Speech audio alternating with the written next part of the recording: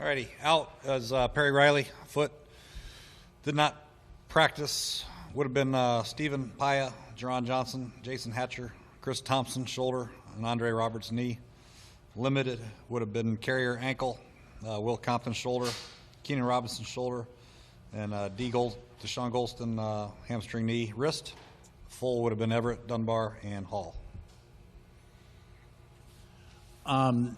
What was the reason for flipping the schedule around today and going with the walkthrough instead of just even a light practice? Yeah, we're a little banged up right now, obviously, and I thought it was important for our staff to be able to have an extra time to get a good plan together. Players get an extra day of rest and come back tomorrow with the plan in place and a good day of practice. So tomorrow's going to be installing game plan. What we did a little bit today. We did a little bit today, and then tomorrow will be an actual practice and the game plan. With so many guys being banged up like that and limited time to prepare as well, what kind of challenges does that present for you? Well, it's a good challenge, but we are late enough in the season where a lot of these guys know the system. We're just going to tweak a few things defensively and offensively, game plan specific things. But I think the guys are at a stage right now where I thought the day of rest, extra day of rest, was going to be more beneficial than trying to force feed them out there some reps and grind on them, grind on their body. I thought they needed the rest. Getting sacks has been a challenge at times, and I know Joe Barry doesn't dial up a whole lot of blitzes and things like that. What are the pros and cons of not doing that, and do you feel like that's something that you guys have to start doing with your guys up front, not either being banged up or not getting there? Yeah, I think we actually had a pretty good combination last week. We did blitz a little bit last week, and we have a lot of five-man pressures. But, I think there's I think the more confident we are in the secondary, getting the guys healthy and guys back there that are familiar with what we're doing, I think you might see more and more blitzes as the season goes on. But the big thing is just make sure everybody's on the same page. With all the changeover and turnover we've had at the secondary, it's hard to say, okay, we're going to blitz six guys, and leave our corners on an island or our safeties on an island. So there's a combination there. There's and hopefully that, we'll keep them guessing. I know you talked about this a little bit yesterday on the call, but what did you think of Kirk's performance on Monday night and his decision-making in terms of turning down some deeper routes maybe at times, just decision-making in general? Well, that's something we go through the tape and we critique and coach and correct and move on. But, there's some plays in the game, and I wish he had back. I know he wishes he had back. He might have been able to take a few shots. There are some other plays where there's some color right in front of him where he couldn't see down the field, where he had to check it down. He's trying to avoid sacks and negative plays, which are understandable.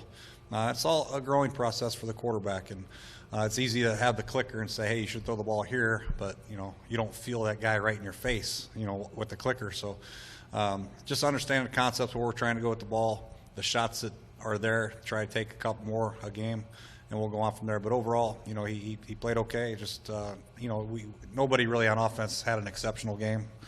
Internal pressure was an issue and made it hard on the quarterback.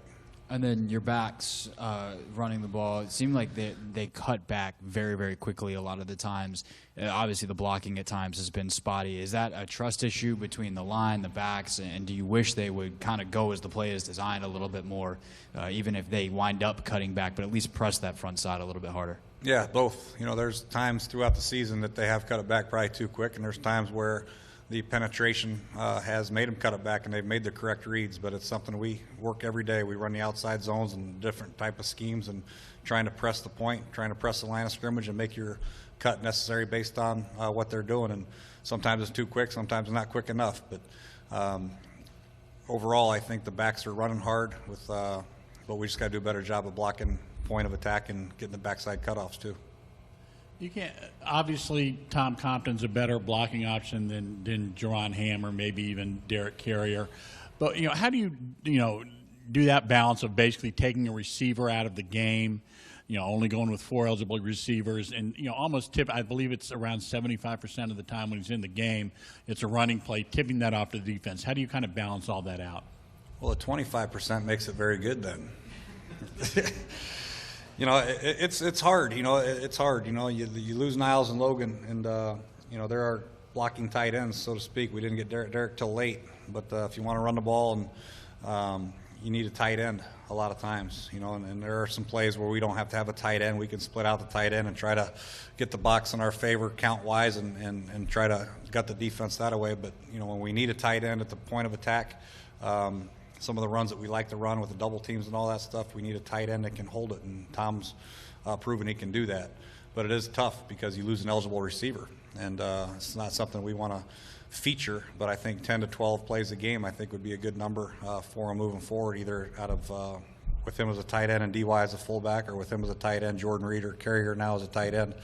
We can utilize different personnel groupings. It's a matter of how much, and we don't want to be too predictable, though, like you say.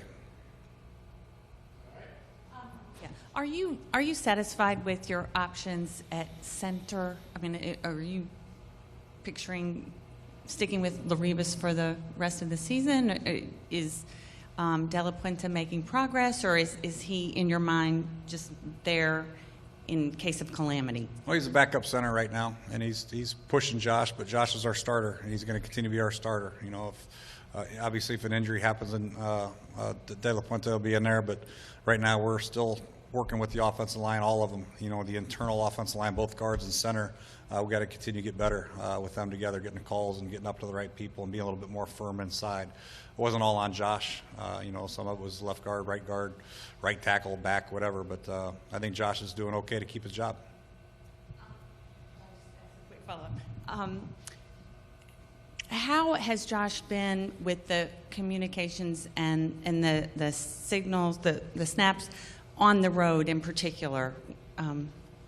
Struggling more there?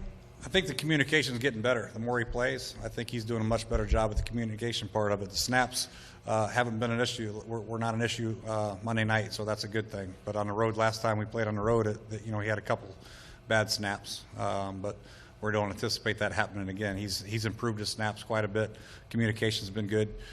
Just a matter, we just got to get more better production from all of our offensive linemen and everybody involved. Jay, going to the road question again. Sorry to bring this up, but is this the week where it's make or break to finally win on the road with all the struggles you've gone through? I'm not going to be that drastic and say make or break, but it's obviously, you know, all these games are important. We're 5-7.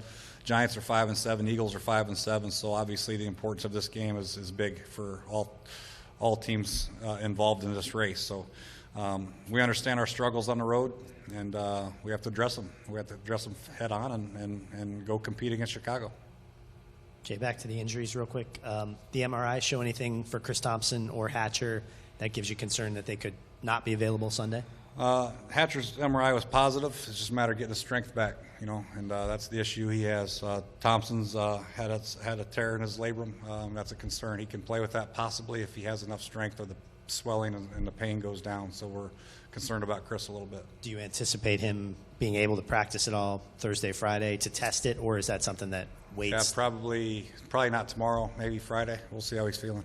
And then what is the alternative there? Obviously, he's been good for you this year. Where would you go? Yeah, we're that's a tough position. You know, that's a guy that has to know all the protections and then obviously be a force out of the backfield, winning one-on-one matchups. You know, we have Christine Michael in here, and he's a possibility on the practice squad, and there might be some other options. Matt Jones actually did a good job on third down last week in the blitz pickups. Had some excellent blitz pickups, so he's an option. Did that get worse in the game? I know he had the shoulder injury going into last week. Did Chris's shoulder get worse during? Yeah, it was a different injury. Yeah, torn labrum and the sprained AC joint. Yeah, he had the AC, and then he did the labrum, I guess. All right. Thanks, guys. All righty.